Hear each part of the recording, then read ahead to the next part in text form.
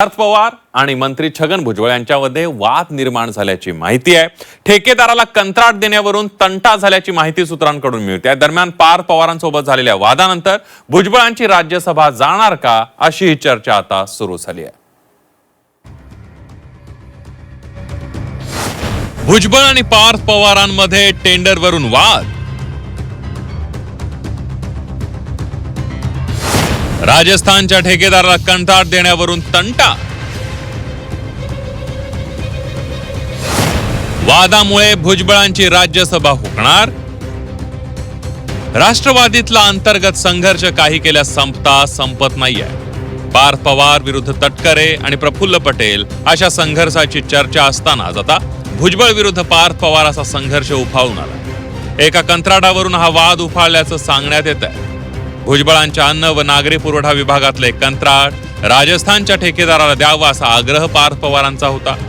भुजबळांनी मात्र तसं करण्यास स्पष्ट नकार दिल्याची माहिती आहे। यावरूनच दोन्ही नेत्यांमध्ये बरीच तू मै झाल्याचं सांगण्यात येत आहे। दोन गोष्टी असू शकतात। पार्थ पवारली जर सगळ्याच कॉन्ट्रॅक्टची माहिती तिथं मागवली असेल तर त्यांना कोणीतरी सांगितलं असेल त्यांचे मंत्री हे खूप मोठ्या प्रमाणात भ्रष्टाचार करतात आणि मग भ्रष्टाचार करतात, मग कुठं कुठं भ्रष्टाचार होतोय याची माहिती मागितली असावी। नाहीतर उद्या जाऊन कोणाला तरी दुसऱ्याला कॉन्ट्रॅक्ट द्यायचं असावं।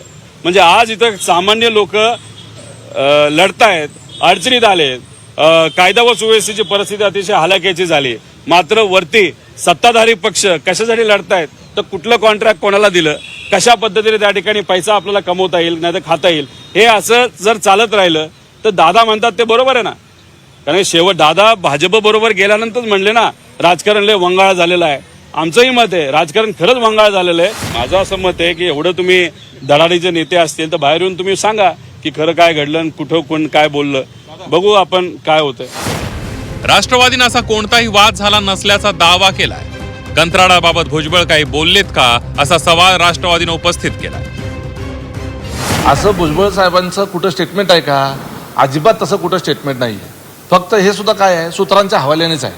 परवाच्या बैठकीच्या संदर्भानं मी स्वतः त्या बैठकीमध्ये उपस्थित होतो आणि त्या बैठकीमध्ये पहिल्यापासून शेवटपर्यंत त्या बैठकीमध्ये जी काही चर्चा झाली ती एवढी सकारात्मक झाली आणि त्या बैठकीच्या सुरुवातीला त्या ठिकाणी आमदारांनी ठराव केला की वहिनींनी जे काही निर्णय घेतले असतील आणि भविष्यामध्ये जे काही निर्णय घेणार आहोत त्याच्या निर्णयाच्या पाठीमागं आणि वहिनींच्या नेतृत्वाच्या पाठीमागं सर्व आमदार जे आहे ते एकमेकांना खंबीरपणे आम्ही पाठीशी आहोत असा रितसर त्या बैठकीमध्ये ठराव झाला।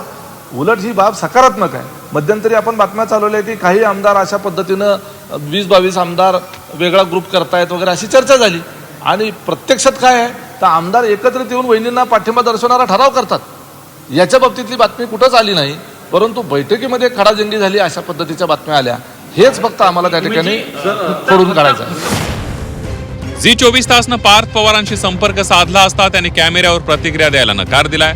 मात्र त्यांनी आपली भूमिकाही झी24 तासकडे विशद केली आहे। आमच्याविषयी विशेषतः माझ्याविषयी जाणीवपूर्वक चुकीच्या बातम्या दिल्या जात आहेत। असे काही झालं नाही। मी कुठल्याही शासकीय कामात हस्तक्षेप केलेला नाही असं त्यांनी सांगितलं। कोई मतभेद नहीं है, कोई चर्चा, इसका मतलब मतभेद तो नहीं है तो फिर चर्चा ही नहीं होना।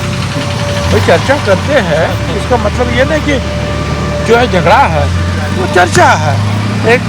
एक बोलेगा दूसरा बोलेगा नहीं ये उसको काटे में ये ठीक नहीं ये होगा। अब उसको चर्चा है तो चर्चा है तो उसको तुम झगड़ा के रूप में जो है अगर लोगों के सामने रखते हैं कि झगड़े हुए तो वो ठीक नहीं ना। राज्यसभेची पोटनिवडणूक जाहीर झाली आहे। छगन भुजबळांची दिल्लीला जाण्याची तीव्र इच्छा आहे। राज्यसभेच्या उमेदवार निवडीच्या तोंडावरच हा वाद उफाळून आल्याचं सांगण्यात येत आहे।